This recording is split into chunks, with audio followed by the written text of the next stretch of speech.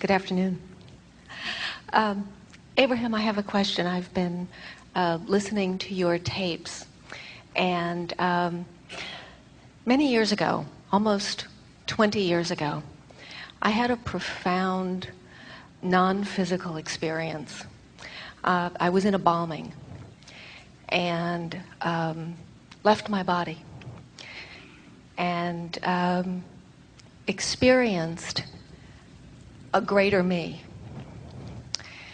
And ever since that experience, I've been altered, and I've been searching for a way to reconnect with that greater me. But I'm afraid that I'm thinking that in order to reconnect in that way, that somehow I have to be placed in physical danger in order for that to happen. And I guess I'm wanting to know, is there another way? Describe the physical danger that you experienced the first time. Oh, I was in a bombing. I was in a train station in Canada. And I was standing at a rent-a-car counter. And probably from me to you, there was a bank of lockers. And in that bank of lockers was a bomb. And I noticed that time stopped, just completely stood still. And as I looked around me, everything was motionless. And in very slow motion, I saw the door of the locker open, and this big ball of flame come rolling out in slow motion. And it was heading towards a line of people. This was a huge train station, like Grand Central Station. Heading towards a line of people who were waiting for their train. And I remained in my spot by the rent-a-car. My body remained in the spot by the rent-a-car counter. But who I was, that greater me, went up to the ceiling and observed the entire event from a higher altitude. And I started doing incredible calculations. And I'm someone who counts on my fingers, but I was doing incredible calculations, the time and the distance that it was going to take for the velocity of this explosion before it hit the far wall and came back and would catch me, and calculating whether or not there was enough time for me to send the adrenaline that needed to go to the muscles and to operate the body to get my body to an area of safety before all of this came back. And it was in lightning speed, but in very slow motion. And clearly I was able to get myself to a place of safety because I'm standing here today. And once I was in a place of safety, then this greater me just came right back into my physical body. But it was one of the most profound experiences that I've ever had in my life. And I've been searching for probably almost 20 years to reconnect in a way.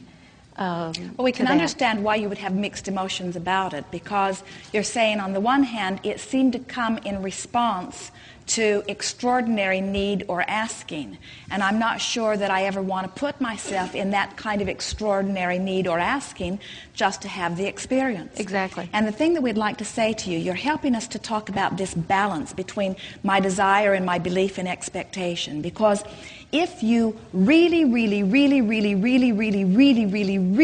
want something, even though you might not believe it, in a time or a moment of heightened desire, the desire can dominate the vibration of your being. In other words, well-being is always coming to you.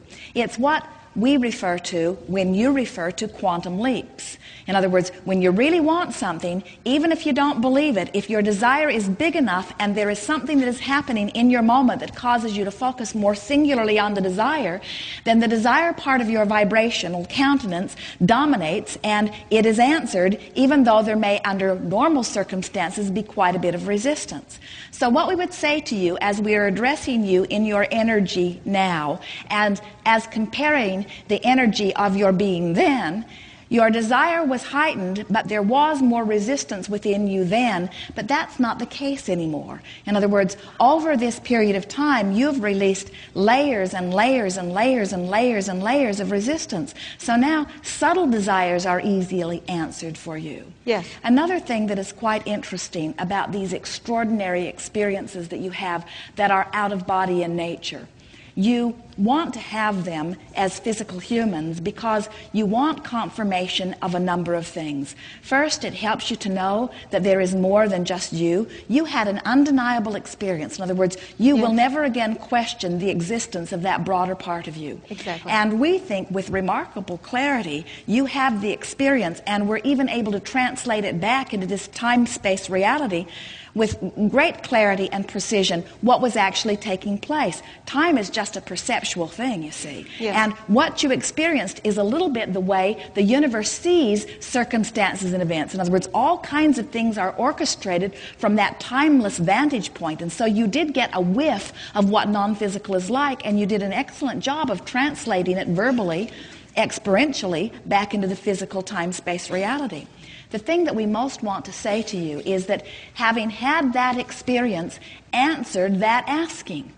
It's sort of like you'll have an out-of-body experience. It usually comes early on when you first start meditating or when you first start consciously becoming into awareness that there is this broader perspective. And then oftentimes you don't keep repeating it over and over again. And the reason you don't keep repeating it over and over again is because you asked the question and the question was answered, and once you hold that knowing, you don't keep having to have that same answer come to you over and over and over again.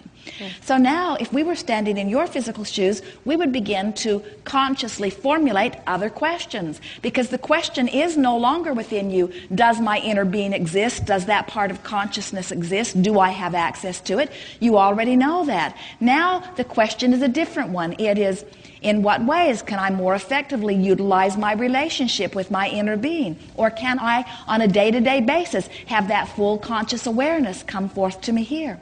Yes. Also, your inner being is really not wanting you to jolt yourself from the consciousness of this time-space reality and view your world from that consciousness. That just happened over those experiences, and we don't think you're really reaching for that either. We hear you say, what I'm wanting to do is be fully present here in this physical body and have conscious fullness of that source energy expressing through me here. Yes. That's a whole different thing. That's not what happened then. What happened then was your consciousness raised and joined your broader non-physical being. Now what you're talking about is you allowing that broader consciousness to come forth to you here. Yes. It's really splitting hairs one way or the other, but it is quite a different question. Yes, it is.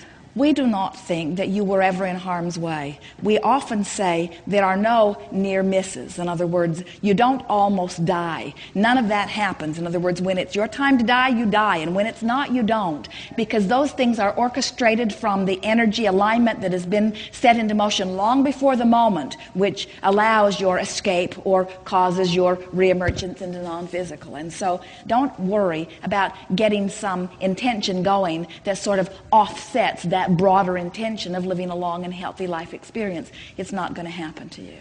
Also, we would not spend any time beating the drum of that experience other than the aspect of it where you had that glorious experience of getting to view life from that broader perspective and understand in what good hands you really are. It was actually quite wonderful. Every death experience is, and even near-death experiences are. In other words, that's what it feels like, even if you had been one. We want to take a moment to describe this. We want to say to you that if this had been the moment that you had made your transition into non-physical, you still would have tasted the sweetness of all of that. In other words, the sweetness of that broader perspective, the sweetness of watching it all from a broader standpoint. And we want to say to you that even if that fireball had bounced off and come back and enveloped you, and it had been the time that your physical body would leave and you would withdraw into the non-physical, you would still be telling the story about how delicious precious it was.